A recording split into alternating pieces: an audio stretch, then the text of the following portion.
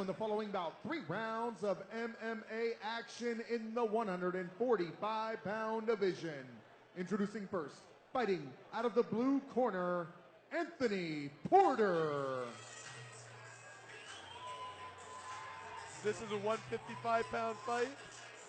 Now, what I'm doing, guys, is I'm waiting to go looking back.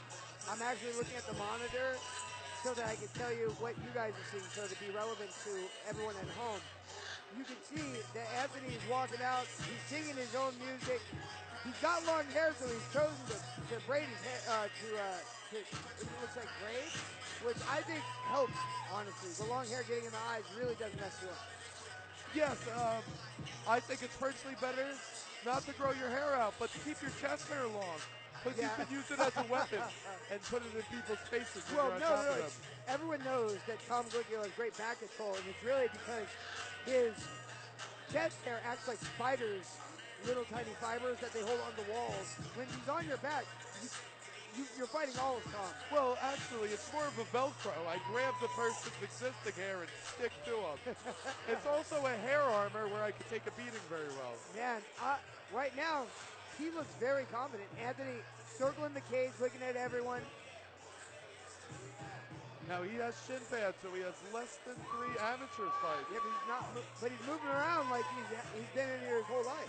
Yes, very comfortable inside the cage. And his opponent, fighting out of the red corner, Ben Sablan.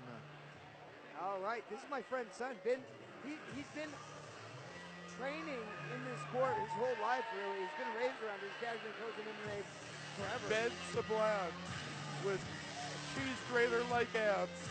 Wow. Well, so now both of these fighters have under 3 fights. 4 fights. They're under 4 fights together. So a very focused look. Well, you have to. When your family this is what you do. You don't come here. This is 100% business.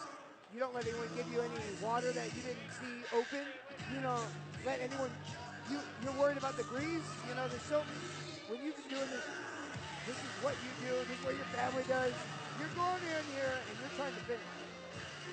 Well, it's interesting. You see the demeanors of each fighter. What works for everybody? Right. No. Everyone has to have their own groove. Ladies and gentlemen, the following bout, 3 rounds of mixed martial arts action in the 145-pound division. Referee when the action begins, Aaron Pete. Introducing first, fighting out of the blue corner, hailing from Escondido, California. An independent fighter, he weighed in at 145 pounds even. Anthony, the Animal Porter. His opponent, across the cage in the red corner, hailing from San Diego, California, representing San Diego Range Fighting Academy and West Coast Brawlers, he weighed in at 144.6 pounds, Ben Sablan. Wow. You know what? This fight, we've seen a lot of exciting amateur fights tonight. Both of these guys are looking at each other with bad intentions. Yes, very focused from both sides. They touch gloves. Ben orthodox.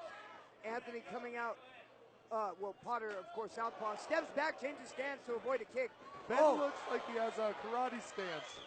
You see Ben going for a spinning back kick, and then Anthony wasting no time jumping on and trying to attack the back. Finishes a takedown. He's got a guillotine deep, but Ben is rotating in. It looks like he's trying to take the back, but as long as his neck, he's got that chin whip.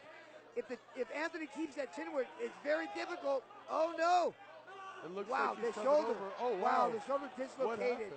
Well, right there, Ben continued to rotate in, and you've seen Anthony's shoulder just dislocate.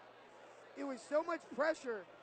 It's not good to reach behind like that. That not only do you give up the reversal, you're also putting yourself in that Kimura. In wrestling, they tell you not to reach back.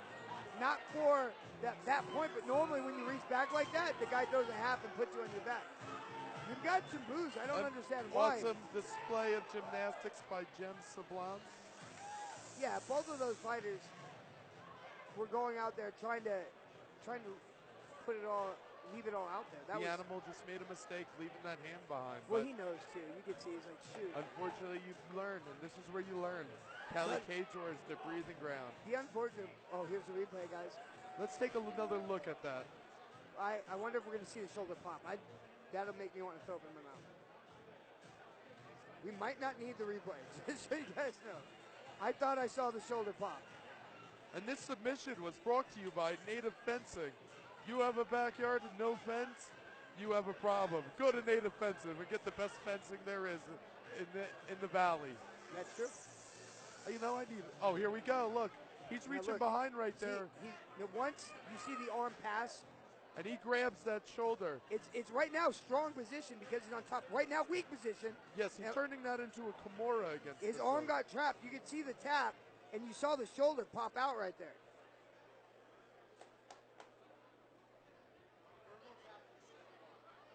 Ladies and gentlemen, at just 38 seconds of round number 1, referee Aaron Pete has called a stop to the contest. Your winner, via verbal tap due to shoulder lock, Ben Sablan. Man, that was back and forth for the first minute. Wow. I mean, it was a great display. I mean, both fighters went out there. You saw Ben in trouble early on from doing a spinning attack when Anthony attacked on and came on top. Both fighters putting it out there.